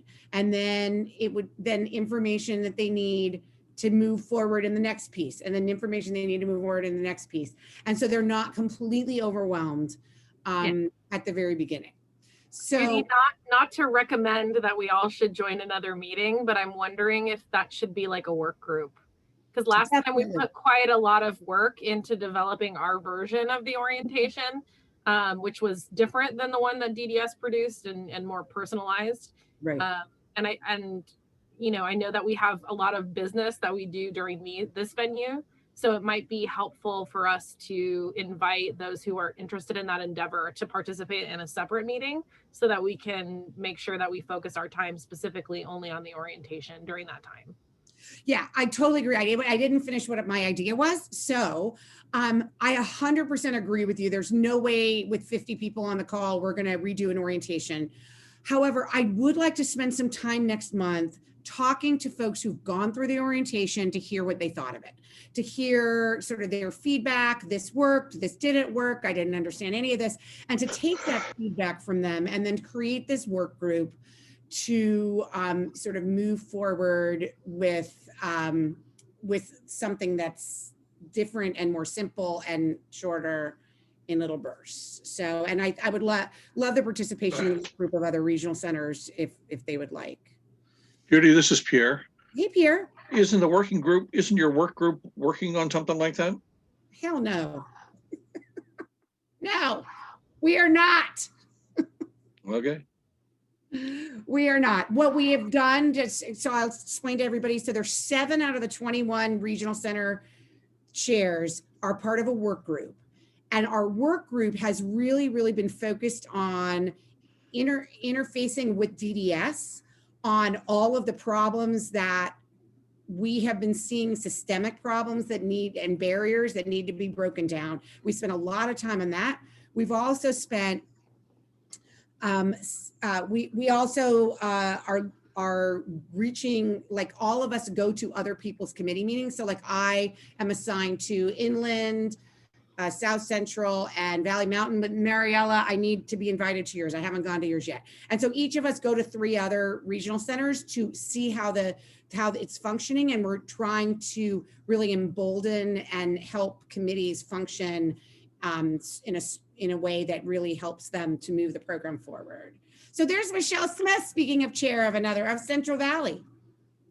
Hi, Judy. This is Mariela. Oh, Mariela. Hi. Yes, hi. So our committee meeting will be next Thursday, and I will send you out that information so you can attend. Great. Yes. Thank you. Thank you. So I just want to clarify, Judy, like John mentioned, we are happy to work with you on this. So would Pragna be working with your work group on this? We would Please. love to be able to, you know, sort of support the entire process and see how we can help come up with the template. Yeah, that would be great. Michelle from Central Valley. Hi, Michelle. Hey, you. I wanted to ask, I put it in the chat, can't we ask the some of the other regional center LACs for some implementation funding to actually have somebody do it professionally that includes, you know, kind of universal design, and that would be reach out to self-advocates as well, maybe do 2, because I certainly would go back to my committee and ask, can we allot a certain amount of money towards the development of a more, and if everybody gave a certain amount, and I would ask for a lot, because I think that everybody probably on this call has very full plates of activities to do. And if we could get some professional help with developing the orientation, I would ask my LAC to put some money towards that, because it would help regional center. It would help regional center to have it easier to provide. The other thing is I worked with Tri-Counties on their. They just recently have updated their orientation, and I don't think theirs is. I don't want to say it's a full 6 hours. I know our orientation is only 3. I don't know how to get through 110 slides in 3 hours, but I guess you did. Well, and you cut down the slides. I mean, Lanterman is edited theirs too. So it's not about the slides, it's about the information. And like you said, if you're doing it one-on-one, for example, like we're doing them nowadays, it's a little bit faster. You can skip by stuff they already know. Right. Right. So I'm thinking we probably need to take a look at what individual regional centers have done first and see if there's a good one in there and just adopt that or modify that. But Michelle's right. We probably need to get some help on some of this. Yeah, these are great suggestions. Great suggestions. So let me reconnect with the other chairs, you guys included. Maybe I'll just send an email around. I know we're not allowed to talk to each other. Well, but I don't know. I'll have to figure out the silly rules. But let me. I guess I'll ask Rick and Maria, our chairs, like how we move forward on this. Yeah, we should have a meeting and just talk about this topic. It doesn't have to be an all-day meeting. I would love to have a freaking meeting. I have been asking for this meeting for several months. So okay. I support that. Yeah. Hey, Brett, you have your hand up? Brett, you're muted. I always wanted a one-on-one for Westside, because I thought it would be a lot easier. To do it one-on-one?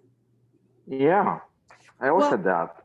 Right. That's just a lot of, I mean, remember that now we can do one-on-one because there's only like 2 people or 3 people who haven't gone through orientation. But come June, we might have 500 people who want to go through orientation. There's no way we can do that one-on-one.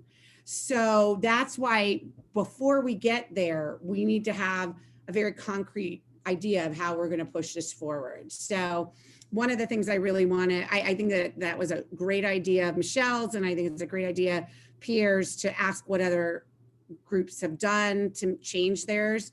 And then in addition, I want to hear from some of the independent facilitators who probably are dealing with clients who didn't understand anything that happened in the orientation, and now they're having to pick up the pieces. Maybe they have ideas of the way we could talk about things. I also think that their orientation may need to be different for self-advocates who are going through it on their own, adults, with maybe little family support, versus the way you do it with parents of adults versus parents of children. I mean, I think there needs to be a little bit of variation as well. So, let's. What about two groups going at one time? Say again? In 2 different rooms. Yeah. 2 different groups. In other words, some of us could talk to people that really need it more, and then parents could be in another room. Yeah. And then later on, they could congregate together. Yeah, I love that idea. That's a great idea, Brett. So, and Brett helped us lead the orientations last year too.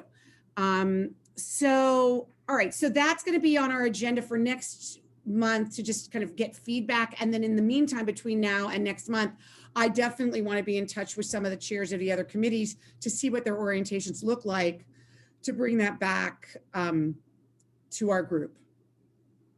All right, so before we close, we're a little over time. I'm in New York City, so it's past 11 and I'm very, very tired right now. So I'm just wondering, besides the agenda item of talking about the orientation and getting reports from how Prognia is doing, reports from Caesar, are there any other agenda items that anybody would like to suggest? I was just wondering if for people that want to start in June, if we can start doing the orientation now to kind of speed it up, or. Yes. Yeah. So that is exactly the conversation that I had with Rachelle, the executive director, and I was like, we need to really get prepared to do orientations as soon as possible for people who want to start on June 7th to go in. And she agreed. We honestly, we were trying to be realistic in our timeline and felt like I'm not sure we'll be able to pull it off with a brand new one before May. If we get it done before May, we can do it before May.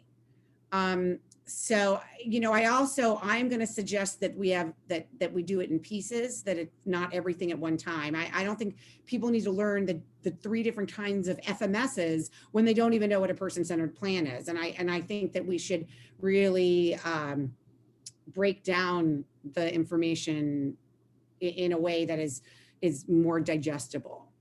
Kishan? You're muted, Kishan. Sorry, yeah. So I just want to ask if the next agenda, would you like to add it to the agenda as an update as to how the coaching went so far? Yes. If people Yes, reached out, for sure. would you want to add that as a update from us, or do we give it to you and you guys can share it with the group? I don't feel you need to give it just to me or to anybody. I think if you could give a report at our meeting, that would be great. Okay. I mean, it would be great if, I don't know how far you're going to be able to get in the next month, but if you had a couple of slides, I would love to see trends that you're seeing. Like you can't reveal any individual issues that might identify the individual, but you might say, we've been hearing that this is a concern, or, but also numbers you could say, we've been able to give to identify, to help 3 clients identify independent facilitators. So, that would be really helpful. So I don't want to put too much work in reporting because we'll ask you questions. Sure. Okay. Thank you. Felicia? Hi, I had to get off for about 3 minutes and jump back on, but I wanted to find out, just piggybacking on what you said, Judy, and a couple other people, is there a way so that we don't have to plan on making a plan to have something available so that people can just jump right in wherever they are in self-determination, whether it's just the orientation or just an info session, kind of like the video that you put together? Is there a way to make that available to people so that we kind of get a chance to fast track it and we're not starting from square one and kind of milking it all the way along? Because now some people have known enough or seen enough or done enough research to kind of, everyone's going to be at a different place. But just to have something available, I guess, is what I'm trying to ask at our next meeting, so that we have 3 or 4 months and we're kind of not taking a whole herd of people through step 1 through, A, B, C, D kind of thing, but that where people have opportunities where we post information or we just make it available, just something, because I know that it's just going to be mayhem come June, because I know people are talking about it, but they need somewhere to get started. And I think each of us have networks where we can disseminate this stuff and just kind of get a jump on things and just encourage people, just encourage them to get moving with this, because it's going to be a lot come June 7th. Yeah, so those are really good questions. I think that we could definitely consider just doing sort of a really general, kind of like an informational meeting like we used to do before. Right. So for people who know, like what Kim was talking about, like who know nothing, they don't even know what they don't know because they never barely heard of it. And then certainly, I mean, people are required to go to orientation. They're not required to do an informational meeting in the general role like they were in the first 2,500 in the phase-in, but they are all required to go through orientation. And so the question is, if somebody, like, I'm sorry to put you on the spot, Carla, but Carla is an independent facilitator and is quite an expert on self-determination and doesn't really need to do the whole orientation. What kind of flexibility can we offer on people who are sort of already into the process? I think probably there's a lot of flexibility. So Fran, you had your hand up? Yeah, I'm just kind of building off of what Felicia was saying. One thing we might consider doing, even, while we're thinking of doing a whole revamp, is possibly chaptering some of the sections of the training and just do some recordings that can be posted. So we've got what is a person-centered plan, and it's maybe 10 minutes and it only touches on that topic. What does an independent facilitator do? And that way we have things that are in digestible bites and people could go to the pieces that they're interested in without having to sit through the whole thing or go back to it over and over again. Thank you, Fran. So the digestible bites thing is exactly what I was talking about, is breaking them down into smaller pieces. Now, the question is, can those be by recording? Because all of the orientations during the phase-in period were all in person. And so I don't know if I'm not sure if recordings are fine. I don't recall seeing in the self-determination statute that says the orientation must be in person. Or even by Zoom. So, I guess, I think that the reason why it's been in person is because people have to prove that they've gone to the orientation. They can't just say, oh yeah, I watched all the videos. And so, but that doesn't mean we can't do both. We can have orientation and have these smaller videos that say, what is person-centered planning? What is a spending plan? That kind of stuff. So, I agree that's exactly what I've been thinking, Fran, is that we have to make it smaller and digestible. Judy, to speak to the element of, if we used a video and then wanting to make sure that participants completed a portion of that training, I'm not super familiar with it, but we do have learning management software that, we've had I've been having conversations about this topic with our training specialist about leveraging the software that we have, where we would be able to potentially upload a video and then people register for that course. They would complete that course on the learning management system. And then that would be the record of them completing those bite-sized recording pieces of the training. I still agree that there should be some in-person component to the training, because I think that hand-holding is part of the understanding of the learning process. But there is technology that each regional center has access to. It's just a matter of who manages the data, who's the person on the back end that tracks the registration, it involves job tasks. So we have to come up with an organizational plan around that. And what makes sense for us as a regional center, and then also what makes sense in the training. So those are the kind of things that we need to work out in a work group setting, I think. Great. Felicia, I don't know if you raised your hand again or if I did.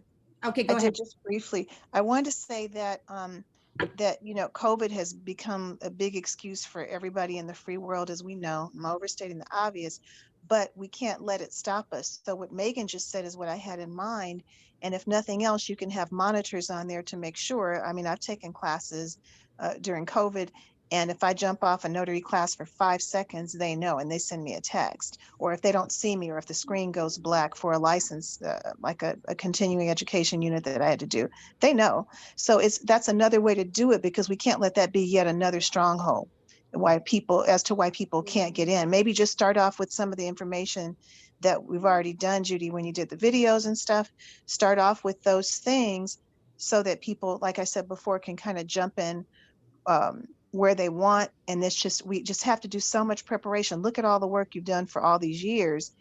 And we're still now getting people that are in our initial rollout. We're just getting them in. It's just, it just takes a lot of effort during COVID. So I don't want that to be, in person, like we can't let that be a stronghold because we don't have the option. We don't know what the heck's going to happen between now and June. So we kind of just have to be as prepared as possible, I guess. I had another thought. I lost it. I'll put it in the chat if I remember it. Okay, thank you. Fran? Yeah, and I don't think it's either or. I think that there's definitely a benefit to attending a live training where you can ask questions in real time. But I think one of the problems is we've given people so much information at one time and no way of going back and revisiting information. And so, doing the recordings allows people to go back and revisit information as they so choose. Thank you. That's helpful. Sunny? I just wanted to share that I have a grant working with San Gabe Pomona Regional Center to do 3 to 4 short 10-minute digestible videos on these types of key topics. And the intention is not to replace orientation necessarily, but just kind of what Fran just described. People forget, or it's too much information to absorb at once. So the idea is like someplace that people can go and get a 10-minute, what is person-centered planning and how does it work? What do I look for? We're doing the process, like first step, second step, and there's each video has a handout that goes with it. That's like a checklist or a visual. And then we're doing how budgets are decided, or created, and then how to make a spending plan. So just throwing out there that I'm working on that. It's something I believe they're intending to make available to all other regional centers, but that's fantastic. Let's just use yours. Wonderful. Like, why recreate the wheel? Pierre? You need to remember, we're not certifying people here with this orientation. It's the learning management systems are great if you're trying to get certified for something and you're trying to make sure that somebody has done something. If you don't do the orientation, you're never going to make it through self-determination. You're going to struggle. You won't know. So it's a tool. It's a way to make sure that people get some information. But I think if we just put some videos up there, other speakers have said, the benefit is if I forget, I can go back. Sunny's 10-minute refreshers are going to be invaluable to people that took the orientation 2 years ago and are now finally getting post-COVID into it. There's our whole goal here is to get people familiar with the concepts of self-determination program and then help them start moving down that road.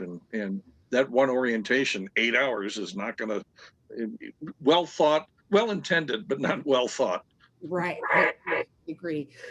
For me, honestly, it's also super important that the orientations and all the materials are being led by people with disabilities and their families.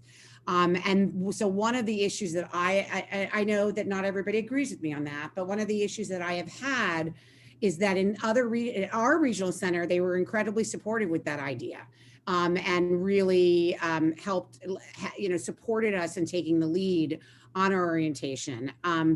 But that's not the way it is at every regional center. And at some regional centers, the staff give it and the local advisory committee is not part of it. And that so one of the things is that people just hear the staff, they don't necessarily trust the staff, and they're having problems moving past that. So I think it's really important for us as committees around the state to say, so I totally trust you, Sunny, but not everybody knows who you are. And so, who's delivering this is shut up here. Who's delivering this is really critically important. It can't be yet again another we're in charge. And so it can't be the professional telling us what we should be doing and what we shouldn't be doing. And so that's how come, us embracing it and us delivering it ourselves. Hopefully, Sunny, if you have these 10-minute bites that you're getting participants from Sandgate Pomona to help deliver the training, and that would be great. All right, I'm going to cut the meeting off because I am so tired. I've got to go to sleep. So thank you, everybody. This was a great meeting, a fantastic meeting. Super excited for Prognia to be on board. Thank you for coming on, Kavita, Kishan, and Yvonne. And also thank you to the chairs of the other committees, and mostly thank you to our local participants. Many of you have not been to our meetings before, so we love having you. Please come back. We promise we won't go 2 hours and 20 minutes all the time. We do usually end on time. And really, really want your participation so that we can really support each other and be part of a group together. The last thing I totally forgot to say to everybody at the beginning during announcements is that Disability Voices United is going to be hosting yet another self-determination conference. Sadly, this one will not be in person. It will be completely virtual. It is April 16th through 18th. It's going to be 3 half days, 3 mornings. And we're going to be putting out information on that next week. We've already put out save the dates, but we'll actually be putting out registration next week.